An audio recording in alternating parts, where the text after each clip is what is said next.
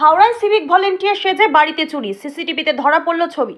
Civic ভলেন্টিয়ারের পোশাক পরে চুরি। হাওড়া পুরসভা প্রশাসক মণ্ডলীর সদস্য এবং তৃণমূল নেতা রিয়াজ আহমেদের বাড়িতে চুরি। সিসিটিভিতে দেখা যায় সিভিক ভলেন্টিয়ারের পোশাক পরে কাঁধে করে পাখা, চেয়ার ও অন্যান্য জিনিসপত্র নিয়ে চম্পট দেয়। ঘটনায় চাঞ্চল্য তৈরি হয়েছে বেলুর ভোটবাগান এলাকায়। তদন্তে বেলুর থানার পুলিশ। ওই দুষ্কৃতী সিভিক ভলেন্টিয়ার নাকি সেই পোশাক পরে চুরি করেছে তা খতিয়ে দেখা হচ্ছে। কি হয়েছে কালকে আপনার এখানে চুরি হয়েছে বলছেন? কালকে তো আমাদের ঈদের ছিল, তো আমি ভোর 5টায় বেরিয়ে গেছিলাম পাড়া পরিষ্কার করার জন্যে, মানে কোথা পরিষ্কার হচ্ছে না হচ্ছে সব এই ঢুকতে। তারপরে এসে নামাজের জন্যে যখন আমি নামাজ পড়তে যাব, তো চান ফান করে মায়ের কাছে যখন গেছি আশীর্বাদ নেবার জন্যে कि আমি নামাজ করতে যাব, তো মা আমাকে বলল एक आदमी आया था, पुलिस का ड्रेस पहना हुआ था, तो आपका नाम बोल करके रियाज मास्टर बोले हैं पंखा। तो अभी हम लोग उठ ही रहे थे, तब तक के घर में से ढूक करके पंखा उठा लिया, तो पंखा लेके गया।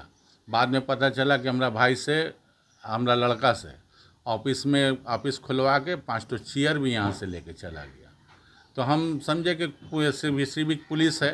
फिर हम सीसी कैमरा चेक करवाए कि कौन लेके गया है, तो देख रहे हैं कि पुलिस का ड्रेस पहना हुआ सिविक पुलिस का सिटी पुलिस उसमें लगा हुआ है।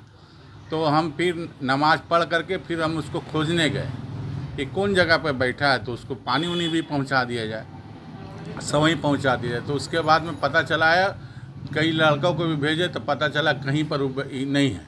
तब हमको समझ में आ गया कि वो लग रहा है कि कोई चोर है, पुलिस के ड्रेस तो हाँ पुलिस के ड्रेस में। तब उसके बाद में আমি তখন মানে ওই সিসি ক্যামেরা নিয়ে সিসি ফুটেজ নিয়ে আমি বেলুর থানা বড়োবাবুকে আর মালিপাঁচগাড়া বড়োবাবুকে আমি ওটা ওর সঙ্গে একটা ছোট চিঠি লিখে কি এই ছেলেটা আমার নাম নিয়ে আমার মার কাছ থেকে স্ট্যান্ড ফ্যান আর অফিস খুলিয়ে ওখান থেকে 4-5খানা চেয়ার নিয়ে চলে গেছে, আর কোথায় গেছে আমরা খুঁজে পাচ্ছি না।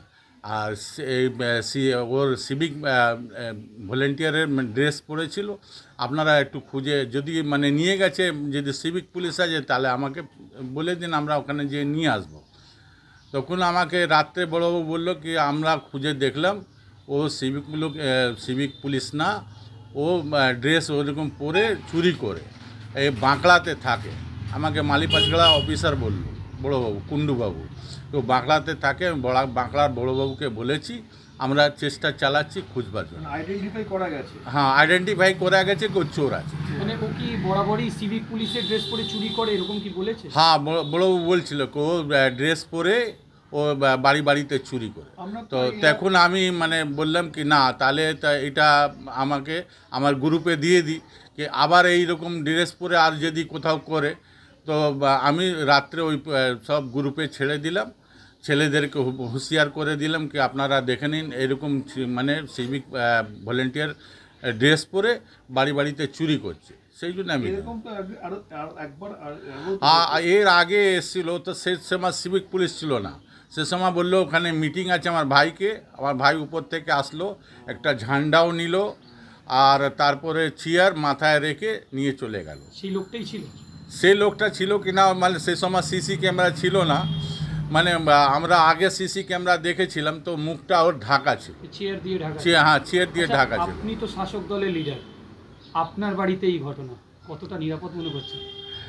আমাকে তো আমি শুধু খুব নিজে লজ্জিত। মানে ব্যাপারটা আছে, কালকে যেটা ঘটনা হয়েছে আমিও থাকতাম তো আমিও দিয়ে দিতাম। মানে সিভিক পুলিশ ছিল, ঈদের জন্য এসছে, তো কোথাও ডিউটি করছে, তো আমাদেরই জন্যে তো ডিউটি করছে, তো আমরাও দিয়ে দিতাম। কিন্তু এটা খুব মানে আমাকে কালকে খুব দুঃখ লাগলো কি একটা ভালো জিনিস করতে গেলে গেছে এরা, মানে আমরা ভেবেছিলাম কি পুলিশ আছে, কিন্তু পুলিশের ভেসে একটা চোর বেরিয়ে গেল। আমরা খুব দুঃখিত। দেখুন, এরকম যদি হয় আপনার এখানেই যদি এরকম করতে পারে তাহলে যে কোনো মানুষের কাছে ইজিলি করতে পারে। হ্যাঁ, এইটাই তো বলছিলাম কি ও যে জেনে শুনে মানে জানে কি কাউন্সিলরে আছে, তবু মানে জেনে শুনে এরকম করেছে।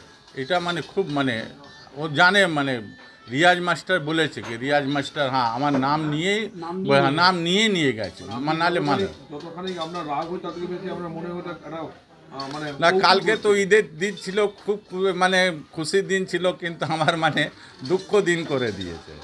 কি চাইছেন কিছু হোক? আমি চাইছি কি দেখুন, পাকাটা তো নিয়ে গেছেন, চলে আসবে, চেয়ার আপনার চলে আসবে, কিন্তু একটা বিশ্বাস যেটা আছে, বিশ্বাস তো মানে মানে ইয়ে হয়ে যাবে।